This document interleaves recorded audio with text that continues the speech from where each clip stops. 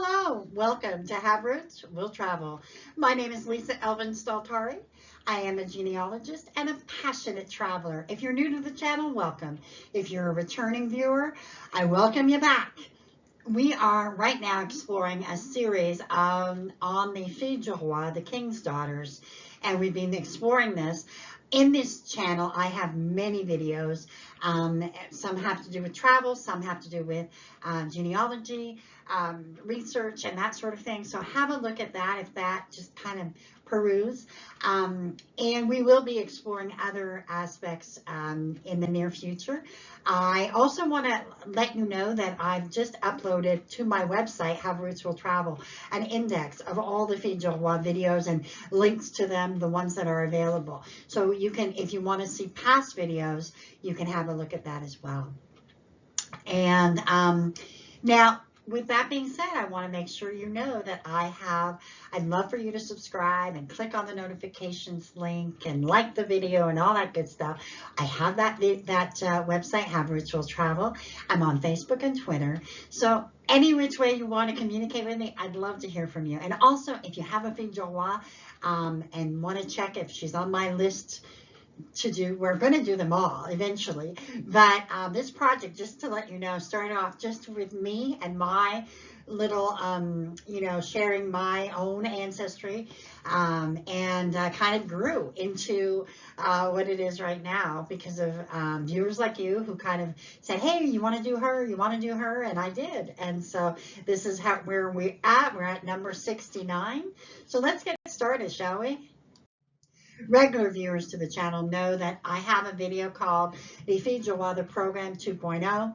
It is on the channel. Have a look at it. It tells you all you need to know about the Filles du Roi program and what your ancestor would have gone through. So that was definitely something to check out if you are new to the channel. So let's have a look at who is our Filles du Roi for this week. Our Filles du Roi that we're studying today, her name is Jeanne Grandin, and she is a viewer request. I also looked up my files, and sure enough, one of my dear friends from my hometown, who I went to school with, and who was one of my dearest friends in my early 20s. She knows who she is, and we're still friends to this day, and we share almost the same birthday. So that's her clue. Anyway, with that being said, let's get to know Jeanne a little bit better. Jeanne was born in the parish of Saint Nicolas in the town or commune of Beaugency in France. And her parents were Antoine Grande and Jeanne Voinel. Now, the place that she would have been born in is in the Loire department, right near the Loire River, and it is famous for the place where the Council of Beaugency annulled the marriage between Eleanor of Aquitaine and Louis VII. The city of Beaugency has been the site of numerous military conflicts. It was occupied on 4 separate occasions by the English. On I guess June of 1429, it was the site of the famous Battle of Beaugency when it was freed by none other than Joan of Arc. Beaugency also played a historic role, in a strategic role in the 100 Years' War, and it was burned by the Protestants in 1567 and suffered extensive damage to the walls, the castles, and the church. So this is, kind of where she's like in the middle of everything. Jeanne would have been in a place where there's a lot of conflict. So this is where she is. I think it helped make her a strong person. Let's have a look and see how she evolves. So upon her father's death, Jeanne left for Canada on Le Prince Maurice with a dowry worth about 300 pounds. She arrived in Quebec City on July 30th, 1671. Who is her groom that she selects? His name was Jean Briard. He was born in 1636, so that makes him about 14 years older than Jeanne, in Clairbec, which is in the Calvados department in the Normandy region of France. The church where he was probably baptized is the Église Saint-André, and it dates from about the 14th or 15th century. Clairbec is a small village of about 342 people. It's really small. And as you can see, it has a magnificent shoreline. So you can see that it really is the northern part of France. So Jean arrives in New France. He kind of got on that boat and just decided to take his chances. He is found in the 1666 census at Beaupery, where he is listed in the household of Nicolas Leroy. And he is a boulanger domestique engagé. So that means he would have signed some kind of a contract, if you will, but he was a baker. And so now in 1667, he is living with Guillaume Lelièvre, and he is basically a servant for him as well. He's on the island of Orleans. So they would sign these contracts of servitude and engagement, as they called it, and at the end would be given the right to live here and a certain amount of they would have been able to collect a certain amount of either money or land and that sort of thing. So this is where we find him. He has been here since at least 1666, and so his bride-to-be arrives in 1671. So I guess he's ready. So Jeanne married Jean, don't you just love it, on October 19th, 1671 in Quebec City. So she would have arrived at the end of July. By October, she's married, and that's their marriage contract. Of course, that's not what the church looked like in 1671, but that is essentially Notre Dame Church in Quebec City where they would have been married. So let's see where they build their lives. So Jean and Jeanne settled at a place called Ange-Gardien, which literally means guardian angel. Ange-Gardien is located about 14 kilometers or about 9 miles from Quebec City. You can see there on the map on the left. Let's give you a little history of Ange-Gardien. Pierre Mailloux and Jean Trudel became the first two permanent settlers on September 29, 1657. Our first Mass was celebrated in 1664 in the house of Jean Trudel. And in so doing, the territory of Ange-Gardien was detached from Château Richer to become an autonomous parish. In 1664, there were approximately 125 people there. Gradually, the funds for a church were collected, and in 1675, a stone church was built. A new church was built in 1717 by Monseigneur Gaspard Dufournel in the place where the current church is located. The latter was set on fire in 1631, which will be replaced by the one we see here today. So this is the history of the Church of Ange-Gardien. So this is where they first settled. Let's see what else happens. So around 1683, they moved to the town of Neuville, which is a very famous town in Quebec. It is one of those founding towns, if you know what I mean.